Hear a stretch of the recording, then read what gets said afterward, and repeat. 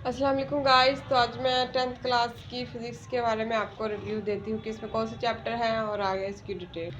तो इसमें ये 18 चैप्टर शामिल हैं। Simple harmonic motion and waves, sounds and geometrical optics, electrostatics, current, electricity, electromagnetism, बुनियादी electronics, information and communication technology, atomic and nuclear physics. तो simple harmonic motion waves को हम इस तरह से डिफाइन करते हैं कि इसमें शामिल होता है हमारा बाउल और बाउल सिस्टम, मतलब कि जब हम कोई बाल फेंकते हैं तो उसकी जो मोशन है ये जिस तरफ वो जाता है, उसका रिएक्शन एक्शन उसके अंदर अमल करता है, उसको कहते हैं।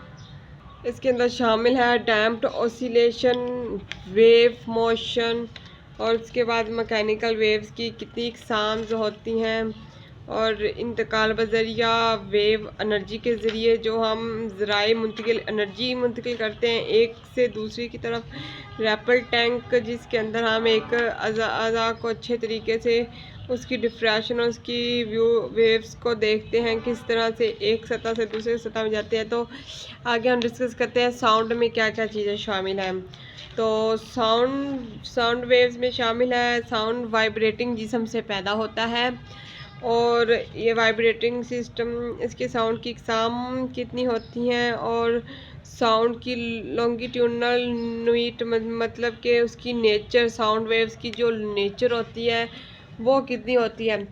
तो हाँ, वाइब्रेटिंग जिस्म का एम्पलीट्यूड, वाइब्रेटिंग जिस्म का एरिया, वाइब्रेटिंग जिस्म का फासला, क्योंकि साउंड वाइब्रेटिंग जिस्म के ज़रिए पैदा होता है तो इसलिए उसकी एटॉमिक एग्जाम्स इसके अंदर बताई गई हैं। साउंड की स्पीड कितनी होती है, क्या साउंड की स्पीड रोशनी की स्पीड से ज़्यादा है या कम, और शोर की आलूदगी, नॉइस पोल्यूशन। तो हमारी फ्रीक्वेंसी क्या कितनी होती है जब हम जो आवाज़ सुनते हैं, वॉइस सुनते हैं, उसमें हर्ट कितने, अल्ट्रासाउंड में जिसकी फ्रीक्वेंसी होती है 20,000 हर्ट्ज होती है। उसके बाद है ज्योमेट्रिकल ऑप्टिक्स। ज्योमेट्रिकल ऑप्टिक्स में है रोशनी की रिफ्लेक्शन के कवानीन कौन कौन से हैं। कन्वेक्स मिरर, कन्वे मिरर, ये बहुत इंपॉर्टेंट होते हैं। Pole, centre of curvature, radius of curvature, principal axis, principal focus and focal length. तो उसके बाद ये स्फीरिकल मिरर्स के फार्मूले से इमेज का मुकामलूम करना होता है। रोशनी की रिफ्लेक्शंस किसे कहते हैं, और रोशनी की स्पीड क्या है। प्रिज्म के रिफ्लेक्शन, ये प्रिज्म एक होता है नजर के डायमंड की तरह होता है, उसके अंदर वेव्स जो होती हैं उनको बारे में डिस्कस करना, किस तरह से इमेज कोई तस्वीर उसके अंदर से रोशनी गुजार कर उसका मुआयना करना किस तरह से कैसे होता है। तो आगे हम कहते हैं इलेक्ट्रोस्टैटिक्स। इलेक्ट्रोस्टैटिक्स को हम ये कहते हैं, इलेक्ट्रिक चार्ज को पैदा करने को इलेक्ट्रोस्टैटिक्स कहते हैं। जब एक प्लास्टिक की कंघी को बालों में फेरते हैं, छोटे छोटे कागज़ के टुकड़ों को जब उसके ज़रिए कहते हैं तो वो उसकी तरफ खींचे आते हैं टुकड़े कंघी की तरफ, तो इसको कहते हैं ये वो इलेक्ट्रिक चार्ज पैदा करना। इलेक्ट्रिक चार्ज में हमने ये इस बुक में किया जाता है डिस्कस इलेक्ट्रोस्टैटिक्स इंडक्शन को एंड इलेक्ट्रोस्कोप से चार्जेस की मौजूदगी का पता कराना होता है, उसकी नोईत क्या होती है, और इसके अंदर कंडक्टर इंसुलेटर का पता कराना होता है।